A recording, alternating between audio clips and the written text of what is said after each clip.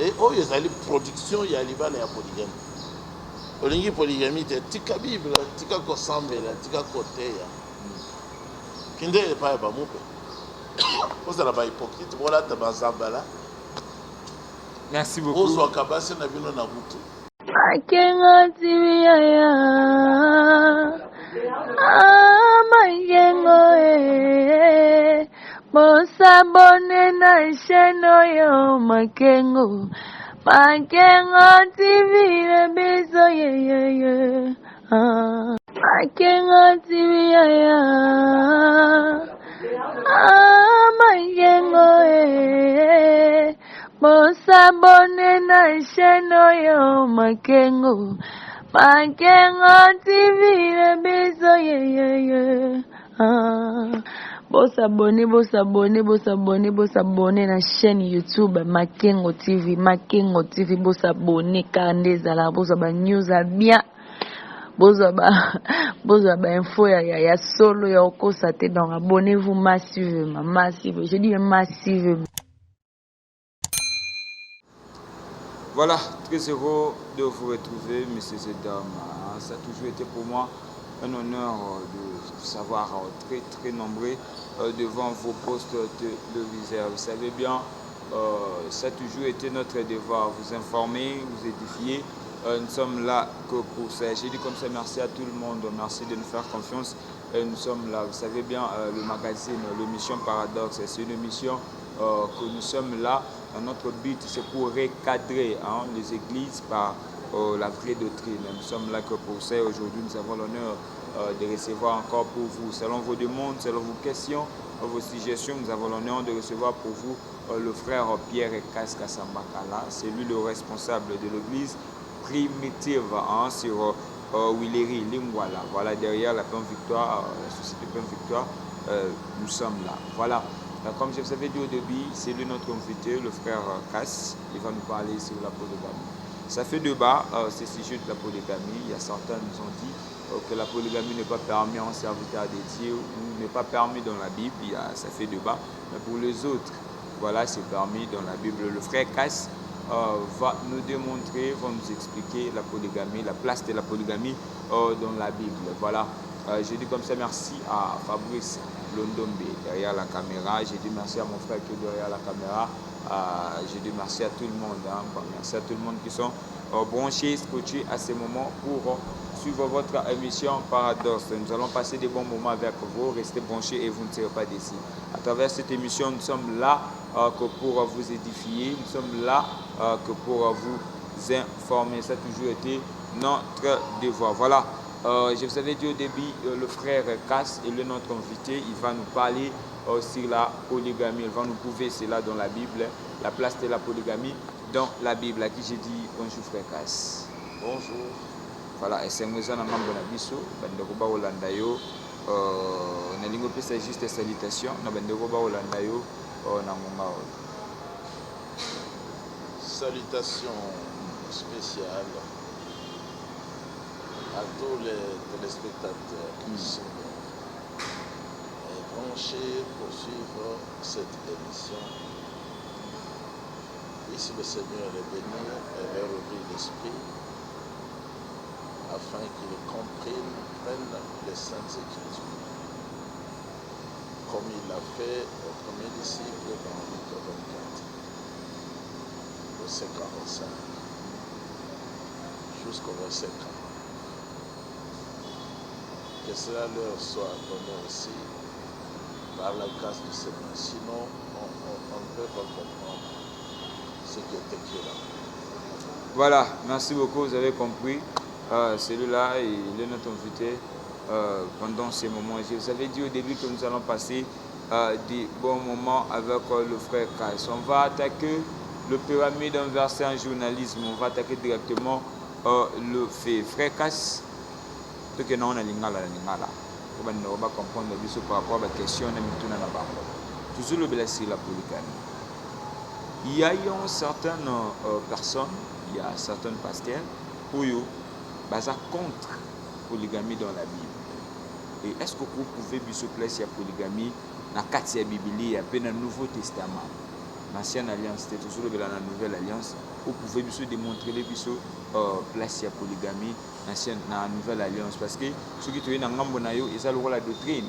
En l'ambo il y a l'église primitive, comme ils ont la doctrine, alors que d'autres pasteurs vont boycotter, vont un peu contre la polygamie. Vous pouvez nous voir ceci. Place donc ici il y a polygamie. Polygamie. La nouvelle alliance. Voilà. Phrase wana nouvelle alliance. Peut-être batu bazoloba bazoyeba te. Ezali na français, ezali na lingala te. Nouvelle alliance na lingala ezali boyokani ya sika. Voilà.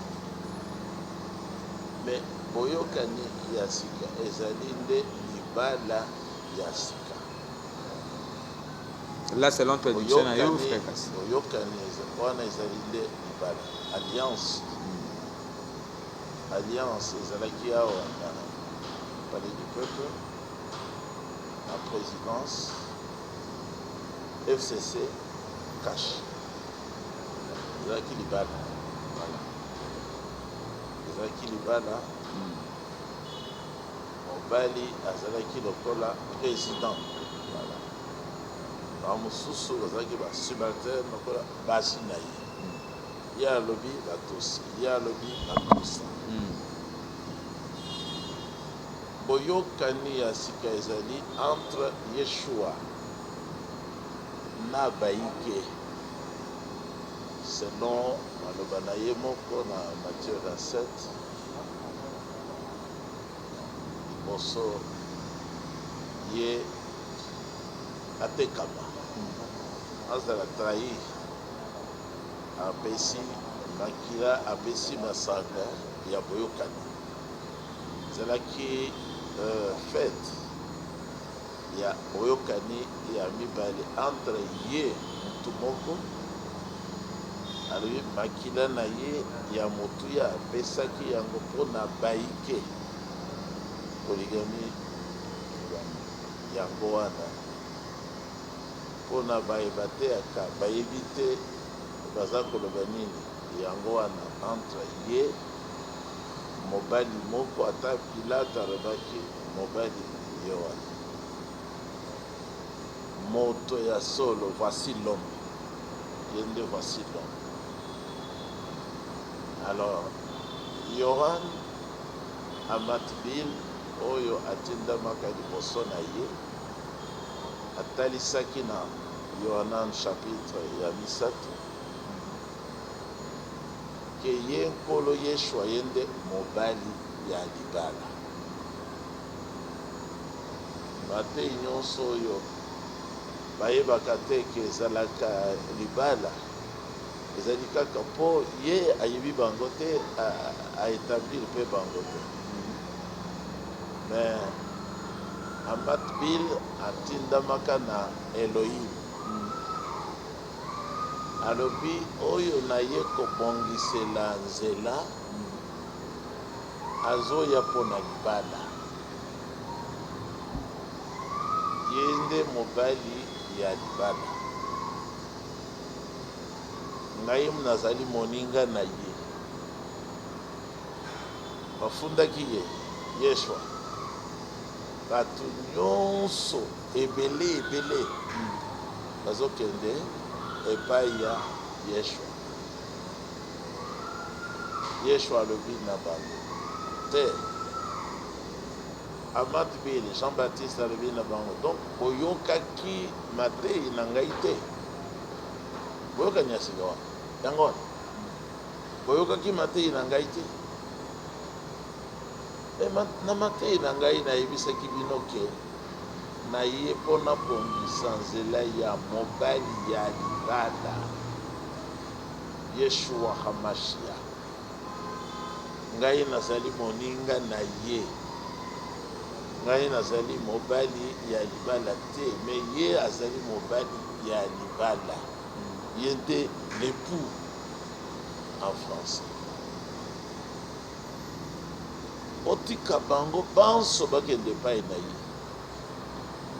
parce que bazali mwasi na ye ya libala bayike.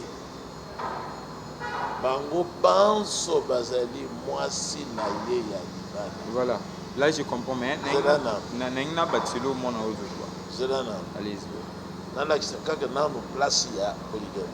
Donc boyokani ya sika oyo bato balukaki esengeli bayebaka ezali mpo na libala ya nkolo Yeshua mutu moko, babandani na ye bayike. Témoignage ya mibale mpo na ye kaka. Thomas Paul sikoyo amati bino azali susu te. Thomas Paul alobi na bandimi banso ya Corinthe. Na 2 Corinthiens chapitre 11 verset 2 na 3, bondimela ngai na foli na kopesa bino. Bondima yango ezali lokola lipoma. Yango bato mingi bazobo yango bazokanisaka ezali lipoma, mais ezali nde doctrine penza. Yango kutu nde doctrine ya liboso. Nabandisi bino banso na mobali se moko. Bino bozali baike, mobali na bino oyo akobala bino nyonso bino banso azali se moko. Mais bino bozali baike. Mais Bible peut na balangage je me suis bandolo bezali codé, balangage je me suis Bible bandolo bezali codé. Ça peut être une explication de façon peut-être il y a traduction de tout le monde mais na place wana mystère ezate. Alobeki nkolo aye po abala mystère wapi. Ye azali motu moko mobali ya libala akobala baike bafiance na ye. Sikoyo exemple na oyo Paul alobi mystère ezate ezali nde révélation. Na oyo amati bila alobi na Jean 3 mystère ezate atalisi polele. Ye azali mobali ya libala ngai nazali moninga na ye kobongisaka nzela. Voilà. Mais place mystère ezali na Matthieu 25. Matthieu 25. Vous pouvez aussi à la maison, vous qui nous suivez de partout. Matthieu 25. Alors, ye moko kolo azalaki motei atei likolo ya bokonzi ya likolo. Alobi ke bokonzi ya likolo ezali lokola libala ya baseka zomi bakei mpo bakutana na mobali na bango moko. Bango baseka bazalaka zomi. Wana nde exemple. Sikoyo wana lokola eza exemple eza mystère. Lokola ezali mystère esengeli kopesa limbola. Mobali ya libala Jean-Baptiste asi alobaki ezali kolo Yeshua. Ezali Matthieu te. Mais azwaki exemple oya maye mazalaka koleka normalement lokola fille ya mikolo miso. Baoyo bazalaka na bwanya bazalaka bazoba pe bazalaka basaka ya bwanya mitano ya zoba mitano ya bwanya bazalaka na mafuta na minda na bango po moto ekufa te ya bazoba bazangaka réserve na minda na bango. Tango mobali ya ye biso tosalaka yango bangangi botala mobali ya libala ye wana bo bima bino boza baiki zomi bo bima bokende kokutana na ye moko bango zoba bazoba bazangaka mafuta minda na bango ntango balamukaki ezalaki deja ya kokufa. Donc bazoba wana biso toyambi prophète ya solo alakisi biso ezali la moitié ya baye bazali komibianga bandimi mais nalingi ava tolobela prophète bazali na mayele te tokosimba mpe message ya prophète epai po ya lobela polygamie mais eza na motuna mo natuna yango mbala na mbala mpe natunaka yango na maître famille eza mpe préoccupation ya ba téléspectateur bazolanda biso ma grande surprise il y a eu même de pasteur au batuninga même tuna wana tuna frère kasi Bible ezoloba l'homme quittera son père et sa mère, il s'attachera à sa femme. Bible est claire, à sa femme. Est-ce que ça confusion? Bible est un moment où c'est contredire. Tout bateau va comprendre, ne va comprendre ma belle. Mais on va expliquer bien ce par là. On t'a dit que ok. Amat bila le baki na baike bazali mwasi na sengli bazali mingi me lokola bazali kobalama na mutu moko bango mpe basangani bango banso quel que soit nombre na bango bakomi mwasi. Donc lokola mobeko ya ebande elobaki mobali akosangana kaka na mwasi na ye oyo nyonso ya lingomba wana oyo akosangana na ye aza mwasi na ye soki azwi moko ya yambo aza mwasi soki azwi ya zomi aza mwasi. Donc mobeko wana ezopekisa kindumba kosangisa nzoto na mwasi ata soki azali moko soki azali mwasi ya yo te mobeko ekondane yango. Sikoyo tozwa yango na baye basalaki deja polygamie. Très bien. Na 1 Samuel chapitre 1er verset 2e mosali moko kombo Elkana azalaki na basi ya ye babale Ana na Penina ou bien Penina na Ana. Penina abotaka Ana abotaki nanu te. Na verset 4 bazobenga Penina mwasi na ye sa femme. Donc azalaki kosangisa na ye zoto d'après Genèse. C'est pas celui de sa femme. Parce que c'est sa femme. Na lingala mwasi na ye. Azalaki kaka mwasi te me mwasi na ye. Po abalaki ye. Na verset 19 olobi asangisi mpe nzoto na mwasi na ye Anne, sa femme. Donc chacune était sa femme. Eza difficilité. Mais de manière générale. Mais lokola ezali mystère yango wana baoyo babotama na mystère te bako comprendre te bango bazala ko changer ça na une balongoli adjectif batie article. Ozoba nde yango wana kozala zoba yango wana parce que wana ezotaisake bayebolaki grammaire malamu te. Donc sikoyo na nouvelle alliance lokola baseka wana bazalaki zomi moko na moko bazalaki fiancé na ye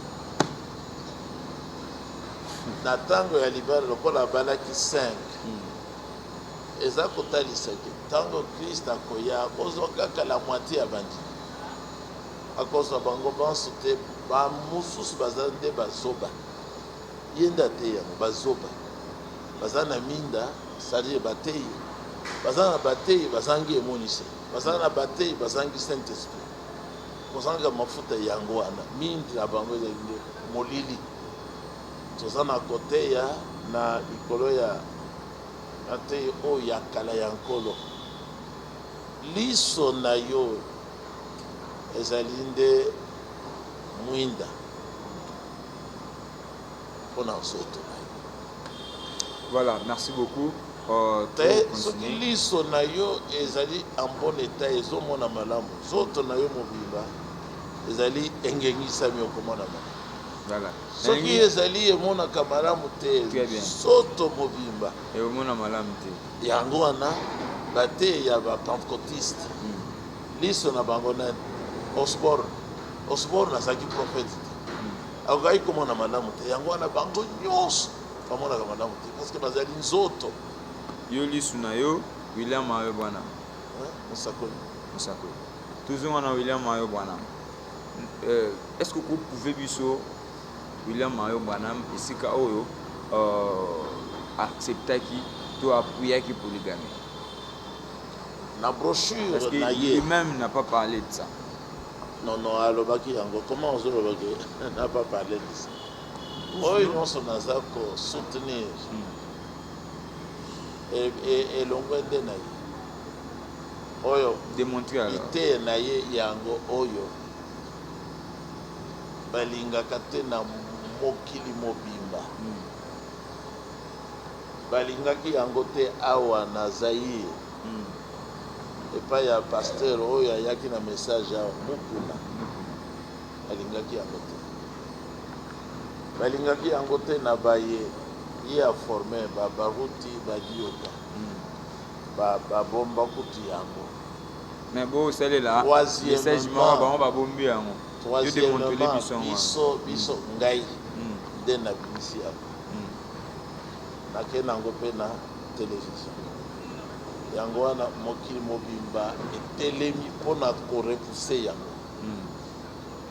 Alors na yango biso mpe toye koyeba oyo mpe azalaka rebele oyo mpe azalaka rwandais bango wana nde baugandais bamitalisi me babombanaki na mboka olobi mpona koapuye totanga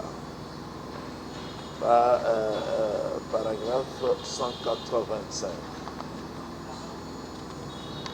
Nouveau Testament ye mpe alobi boye maintenant je voudrais vous apporter quelque chose 184 na 185 maintenant je voudrais vous apporter quelque chose. Lisons Matthieu chapitre 5 Sika na natalisa bino eloko moko totanga na Matthieu chapitre 5 où Jésus parle de quelque chose qui est réellement d'une importance vitale. Esika nde nkolo Yesu ana kotalisa likambo oyo eza penza ya mutuya. Il nous faut lire cela. Elongo même totanga yango. C'est dans Matthieu na Matthieu chapitre 5. Zela nango 5. J'ai noté certaines choses que je voudrais dire aux hommes en particulier. Nakomaki makambo moko ona natalisa na bato. Na mibali. En particulier. Et il me faut un peu de temps pour le dire devant nos sœurs. Esengeli nanga mota muke pona loba naloba yango liboso ba sœur bandeko ya basi je voudrais vous mettre à la place que la parole de Dieu vous a promise. Na ina cha bino na esika liloba ya nkolo nde etalisi bino. Eza ko tia bino. Et veillez-vous aussi à rester à cette place. Matthieu 5. Matthieu 5. 31. Je voudrais que vous remarquiez cela. Pour appuyer. Allez-y, non. Pour appuyer cette idée de un et de plusieurs.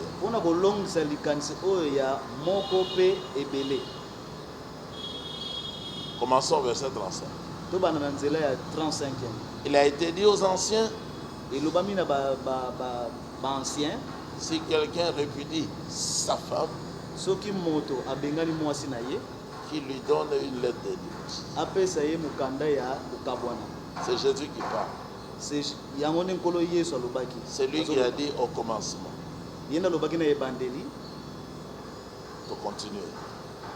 Vous voyez, Bomoni elle a un mari en vie. azana mobali oyo azana bomoi. C'est pourquoi aucun autre homme ne peut l'épouser. Yango wana ke mobali mususu akobala ye te. Peu importe ce qu'elle fait Atako oyo azana ngo et qui elle est.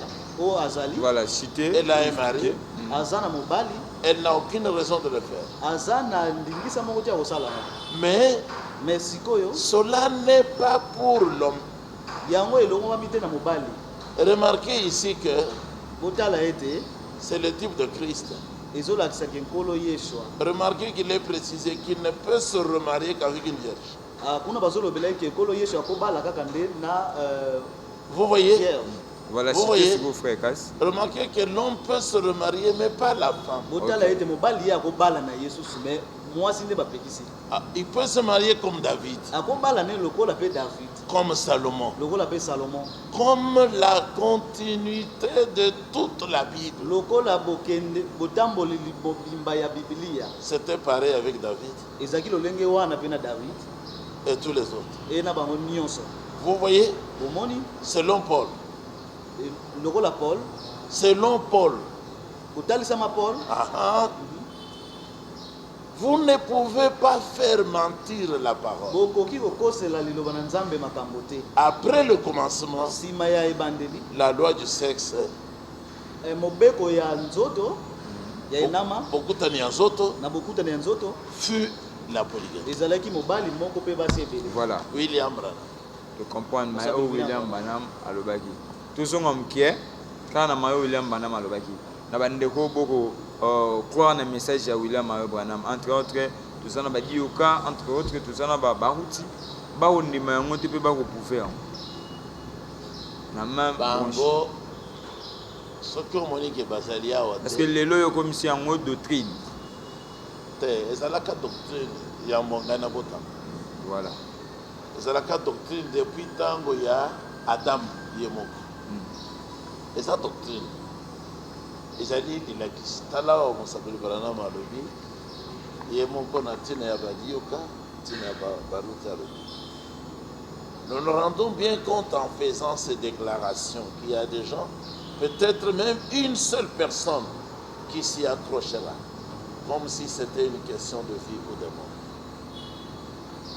Nakutana likambo oyo ya kotalisa ete eza na bato eza na mutu moko akotelema mpona kokomisa likambo likambo ya bomo pe liwa. Alobaki bato mingi te moto moko nde akosakroche na ye akondima ya yango wana baruti andimaka te diyoka andimaka te moko na andimaka te baza ebele bandimaka te baza na message te baza nde bainfiltre lokola bainfiltre oyo bazosala guerre na est. Évidemment, il y a beaucoup parmi vous ici qui s'en iront en croyant. Évidemment, il y en aura aussi beaucoup peut-être qui ne croiront pas. Voilà, merci beaucoup. Voilà, très chers amis fidèles téléspectateurs, vous avez compris que Dieu a fait avec le frère Christ, nous allons défendre polygamie. Vous êtes pasteur, vous êtes docteur, vous êtes prophète, vous êtes pour ou contre. Le numéro sur le bas de vos postes de télévision, il suffit de nous contacter et de Royambayo sans faute. On a et puis Azali disponible pour nous défendre toujours polygamie parce que tout le monde polygamie, place à polygamie dans le Nouveau Testament, à vous pouvez en monitorer un message à Moussa William Mayo Branham. Tout que nous m'aimons. Tout ce qui d'abord Paul. Paul a relevé la évêque. Évêque, fois la modèle. Azana mwasi moko bana na beba za exemple. Pourquoi ko bete la cité na ozana mwasi moko si seulement que Paul alobaki te polygamie est permis dans la Bible. Paul te moto alobaki ndenga. Paul alobaki oyo na uti kotanga ya suka c'est ça Paul. Donc Branham azolobaki tala Paul na 1 Corinthiens 7. Nano aloba te na mobali ke ya koki kobala lisusu te. Alobaki na 1 Corinthiens 7 oyo akoki kobala lisusu te azali mwasi. eza Paul te bakoseli ye Paul likambo na bakatholike na baprotestant na bapentecôtiste. Voilà, expliquez. na kolimbolaka bible bazwi makanisi na bango ya mabe ya baromain bapesi Jésus Christ na Matthieu 19 bapesi Paul na 1 Timothée 3 ezalaki Jésus Christ te ezalaki Paul te bana ya Branham bazwi kaka lite ya tata na bango na paragraphe 260 bakoseli tata na bango bazwi makanisi na bango bakotisi kuna bakotisi makanisi yango ndenge nini parce que eza bepitre oyo Paul ye moko akomi bakokotisa makanisi ndenge nini na kolimbolaka ntango bakei mpo basala traduction omoni par exemple awa ezali traduction ya bakatholike et pourtant bandimaka bible te alors baza na droit ya kozwa te kotraduire bakokosa kaka na kati balobi par exemple na kombo ya Jésus Christ na Matthieu 19 mobali oyo abengani mwasi soki abali lisusu asali ekomami na bible oyo mais nkolo alobi na frère Branham kozwa verset wana te eza mabe tokolobela be ntina ya tika divorce yango vike ngonga na ye lelo tolobela plus mambo ya polygami tokolobela kende divorce kolokota yango na Matthieu 5 babosani yango verset 31 yango nde nauti kotanga verset moko ekomami na lolenge mibale donc ezali bathéologien nde bakoseli bible nkolo na Paul na Pierre parce qu'on a version ya solo yo pesa biso version ya solo o Paul alobi ya solo soki bango bakoseli ye yo expliquer biso droiture vérité na yango ya solo o Paul alobi ya solo expliquer biso version ya solo ezali na hébreu ezali mpe na grec epai na biso oyo batei na bandimi bakoki kocontrôle ezali version ya semeur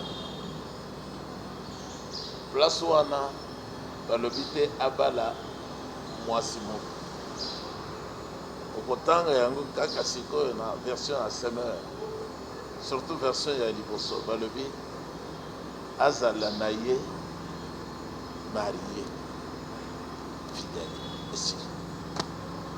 Voilà, merci beaucoup. Tosi mbabe bandeko ya tolobela pe mke bandeko ya catholique mpona oki obeti bango déjà abala.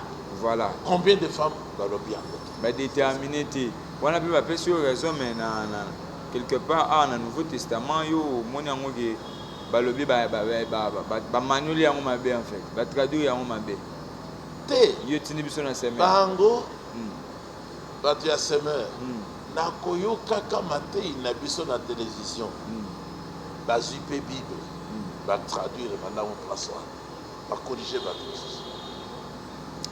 Est-ce que l'homme seul ensemble se permet un pasteur, un prophète, un docteur, Azana Basebele, se permet dans la Bible? Bongo Salomon azalaki nani? Azalaki docteur, azalaki prophète, azalaki pasteur ya monene. Oyo azalaki ntango asilisi kotonga ndako ya Nzambe, Nzambe akiti akoti na ndako wana afandi. Azalaki na 1000 francs. Tata na azalaki pasteur monene. Azalaki mpe tata ya nkolo Yeshua mobikisi azalaki na 500. Donc oyo epekisi na mosali na Nzambe kosala ezali lokola kokende kobala basi ya mokili nanu babotama sika te nanu batubeli masumu na bango te nanu bazwa libatisi te yo okei obali ye nkolo alingaka te nkolo mpe alingaka te kosala prostitution na baseur ya lingomba ndenge bate ya cet honneur bazosala na basi ya bagroupe na bango soki basilisi bake koboma bango mibale bazali awa na makala bakangi bango babomaki baseur na bango moko bakangi ye na campus ake kobwaka ye abomi ake kobwaka. Voilà oyo esali base na bareseau sociaux wana nde ezali epekisami na liloba. Voilà, TVza Radio TV, vous avez compris que tout ça fait en Afrique, c'est tout continuer. Bien que TV Ali Mongato poursuivre mon monsieur Malé Malé mais dans le bail qui TV Zongelenge, de retour en général sur vos écrans, tous les sous après tourner dans Est, tous les sous Makambose, Belair ou le bateau Robert, les solas membres se passer dans Est, tout Robert, la bino. Alors, cette fois-ci, tout le Belabili, l'inde Roloba, ba preuve de Roloba, ba preuve de Roloba. Tous les sous TV Zongelenge, en tout cas, ne zappez pas, émission Navino Paradoxe présentée par les générales. Voilà, nous sommes là. Frère Cass, le Loban il y a catholique. Autour de tout à l'heure, il y a catholique. Bah s'engager na bango na obala te ko salela nzambe bali na bosolo ba ko sala malamu to ba ko sala mabe parce que ba se décider ba sala na bango parce que bazali na sili sa question na ngai d'accord na question na ngeza que ndenge bazwi mokano ya ko sala ko bala te ba salela nzambe eza péché est-ce que ça malamu cause les sumu te ça ka fo bala libala ezali obligatoire. Voilà, très bien. Très bien. Mais libala ezali obligatoire na balingi kozala ba évêque. Très bien. Okoki kozala évêque te awa 1 Timothée 3. Okoki koaspire kutu te na charge ya ki évêque parce que ezali noble soki obali te. Obala kaka te mais soki oza na ndako na yo te soki mpe oza na bana na yo te okokoma évêque te waye naza évêque omoni bozoyoka makele ya bana ngai nazali mpe na ndako natia entre parenthèses comment na Timothée mais tout à l'heure tout à l'heure otikoloba eza traduction bato ba traduire mabe ba koseli parce que basengi mwasi moko na lecture outi ko la basengi mwasi moko communauté chrétienne ba catholique bango nde basengi mwasi moko na yo c'est fait siko ya ta mwasi wana moko wana bango bazana yete kasi bazuna ba mokano mutalobi na kobala te na salela nzambe soki olobi ke okobala te zala lokola pauvre kokende lisusu butu na basi te bareligieuse catholique bafundi baaveke na bango awa na tribunal eleki na télévision moko na bango alingaki azala ye moko polygame azwa bango nyonso basi na ye baboyi bafundi ye wana eza hypocrisie na chapitre 4 kolo alobi na monoko ya Paul. Dans les derniers temps, certains bakotika kondima bakozala na confiance na milimo ya bokosi des esprits trompeurs bakozala pe na mate des doctrines soufflées par les démons. La doctrine, on verra des pécheurs de mensonges. Non, des prêcheurs batailles, yalokota, des hypocrites, dont la conscience est marquée par un feu rouge.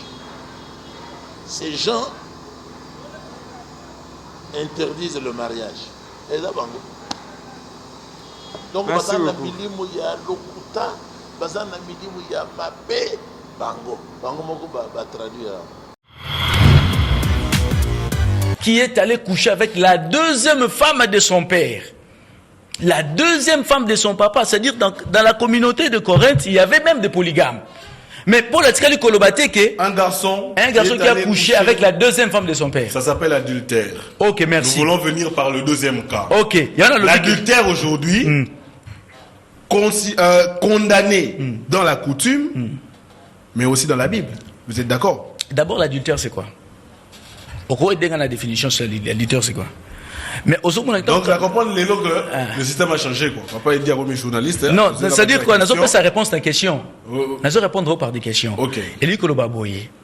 Une femme, par exemple, une femme dans la Bible qui commet l'adultère, dans le contexte de la Bible, on dit quoi? C'est une femme mariée.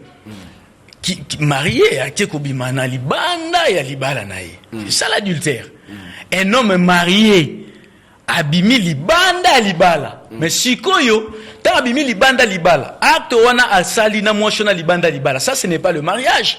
Mais quand est-ce qu'on dit mariage polygamique? C'est-à-dire mariage contracté avec une femme moyennant une dot. Ça, ce n'est pas l'impudicité, ce n'est pas l'adultère, ce n'est pas le désordre.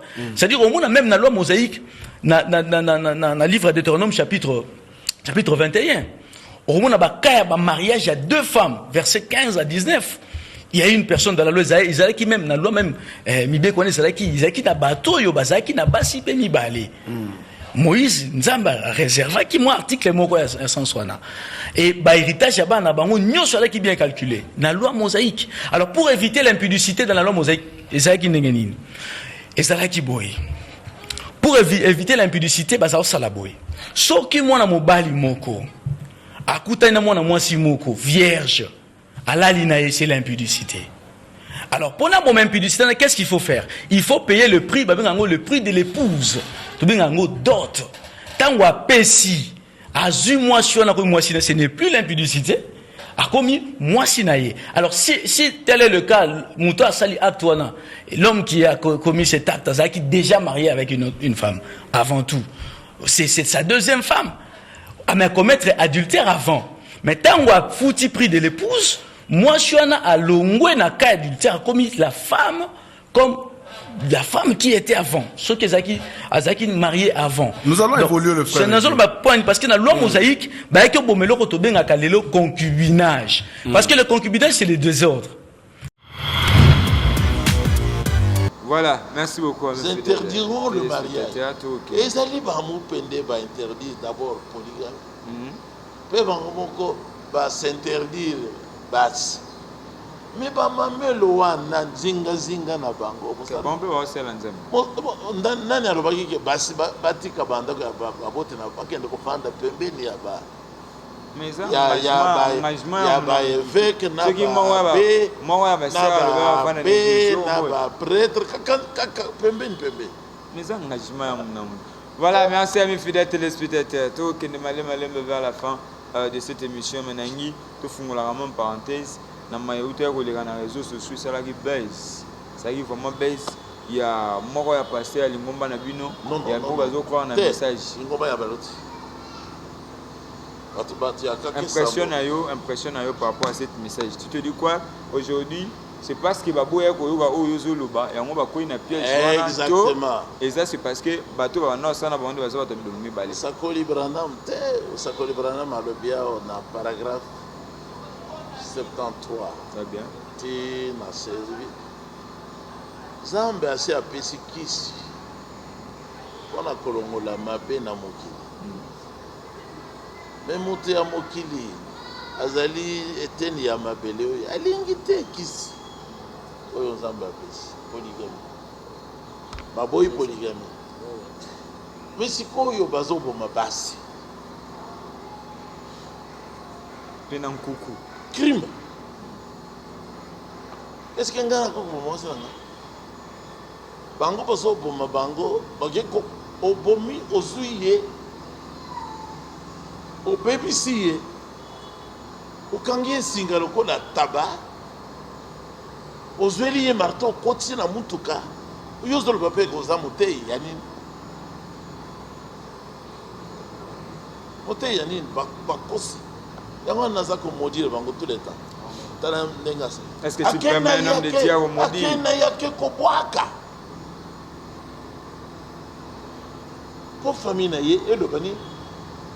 Ma Bible peut passer par moi accès mon serviteur Bible peut passer accès mon serviteur ya ngoteli ngolo bakalo ngoli bana na nzembe Bible mon serviteur tomba cette fois ata ko yeza tina occasion bati dio ka ba vachon bati amuku bati nyonso bati amuku balongwe na Bible awa balongwe di banda ya Bible ndenge mosakoli ya lobia soki ozolo bake mobali akobala kaka mbala moko okobima okokende li banda ya Bible paragraphe 50 c'est ça azongeli yango na paragraphe 215 ezali la perdition mutu yo zo ba ki oza mutei oza na boanya esengeli oza la du oza la véridique oza la muti ya pole ozwi mwasi ya nkuku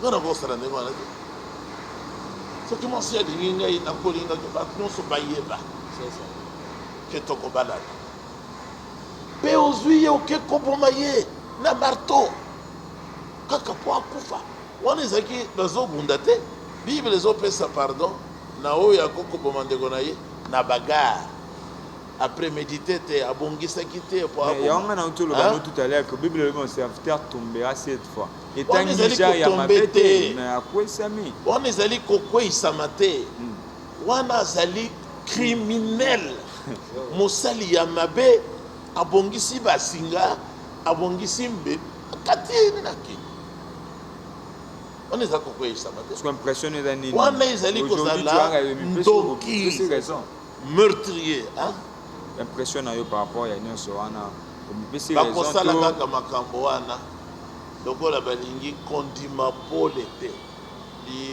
polygamie ezali pole ezali guérison mondenge bokutinga yao naza na kimia nautaki kofanda na basi na ngai baservire ngai na meli nazwi déjeuner baservire ngai mai nake kosokola oyo azotala bana bazolamba nkolo alingaki nde awa yo oyebi ke nzoto na ye eza lokola ya nyama nzoto na biso eza lokola ya nyama ata yo de cette émission, oui, allez-y. Bapoliticien nyonso nzoto na bango eza kaka lokola nzoto na yo kokosa na miso ya bato ke oza na mwasi moko alors que na ngaba bamosusu na matoni bamosusu na ipene kuna ipa na bino bamosusu soki wapi soki bamosusu baza na basi na bamboka mosusu moko kaka ya ngambo na bango nakoyokaka mate na ngai na Congo Brazzaville ayoki kaka na radio à se repentir, à confesser, à bimisi mwasi abombaki yao yasalaka na Pointe Noire pasteur mwasi mususu abombaki ye na Brazzaville allez abimisi ye atubeli na message na oui alobi na yoki pasteur Kasi sengeli na seka pardon opesi tout au long nyonso baninga na bino nyonso basala ndengwa. Merci beaucoup. Voilà, opesi tout au long il y a émission au lobby. Depuis cet exemple, il y a David, depuis cet exemple, il y a Salomon, voire même son père. Mais, surtout que plus loin, Salomon dans la Bible, fin de compte, qu'est-ce qu'il a dit? Vanité de vanité. Mais là, il a renoncé, c'est là. Tout est vanité. Non, il n'a pas renoncé, il a expliqué que tout est vanité. Et ça la montre, et ça vanité. Et ça la journaliste, et ça vanité. Et ça la bilambo, là, il y a un monde et ça vanité. Tout. Vous avez polygamie. C'est ça. Polygamie, c'est la vanité. Parce que l'Iba, là, c'est la vanité et botio. C'est ça. Si on est à Maïlé, on est à Pampa. Alors, que tout est utile, tout n'est pas. Alors, que tout est permis, tout est permis, mais tout n'est pas utile. L'Iba, c'est très utile. Po libala ya tata na yeso keza la katembe ye kuto akotabite ya kokosa libala eza ya zolo ba maloba oyo po la lobi po na bilei tout me permis tout n'est pas utile yo que se contredisent raté Paul a déclaré en mot tout me permis mais tout n'est pas utile et ça na mon permis mais c'est utile tenga musana nzambe na sana se beleva azolo yango po na bilei po na ngombe po na makayabo pour na ndakala tout ça pour na fretin tout ça azolo pour na bilei alobi mais auto et salamité pour na kindumba c'est ça ya ça mutangi bible te asala musique azaye ko sala na ta musique. Voilà, merci beaucoup cher ami parce que Zambia ko détruire na bilei nous sommes déjà arrivés à la fin. Merci beaucoup. Zambia ko détruire Liban. Voilà, merci beaucoup. Nous sommes arrivés à la fin. Frère Kass, nous sommes arrivés vraiment à la fin. Voilà. Votre mot de la fin, on va retenir par rapport à un sujet à polygamie pendant 3 minutes. Abraham fut un polygame dans la présence du Seigneur. Serviteur fidèle. Toujours dans la bénédiction. Daoud a été polygame. Jacob, polygame. De Jacob, nous avons tous les prophètes. tous les rois, tous les juges, tous les apôtres, Jésus-Christ est le Seigneur. Finalement, la Bible. Et oh, il y a une production, il y a Liban et il y a polygamie. Olingi polygamie, tika Bible, tika kosambe, tika côté. Kinde est pas moupe. Vous n'êtes pas hypocrite, voilà, tu vas zambala. Merci beaucoup. Vous êtes kabasi na bino na butu. Oh, Olingi molili. Ils sont zabana et Paul, les enfants du jour.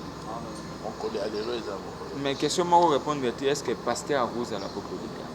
Pasteur, prophète, Rose a la polygame. Maintenant, au bâti la bampati. Ah, si Salomon, ça a qui prophète. Daoud, ça a qui prophète, acte 2. C'est 500 ans. Jésus-Christ, ça a dit apôtre, prophète, docteur, tout. Polygame. Multi-polygame. Merci beaucoup, ça n'est fini pour aujourd'hui. Nous sommes arrivés à la fin. J'ai dit merci à Fabrice Londom, Messi Saint-Giga, de retour, tous les sous. Jeune Montomone, Kalasala, Msala, bien, grand merci à toi, coup de chapeau. On est ensemble, il n'y a pas de souci. Merci à tout le monde qui nous ont suivis. Merci Brazzaville. Tout ça peut descendre d'ici là, fin à août, tous allez déjà à Brazzaville, tous allez pour battourner, un grand merci. Merci à Fiston Wanja, ingénieur Fiston Wanja. Merci de nous suivre, merci d'être branché scotché. Frère Cass, merci de nous avoir ici. Je vous remercie aussi. Voilà. Merci mon frère de participer. Voilà, merci à vous aussi, vous nous avez suivis. Tout le monde a dit, ceux qui ont la unité, tout le monde a dit, les alliés pour ya. Bye. Makengo TV ya makengo bosabone na cheno yo makengo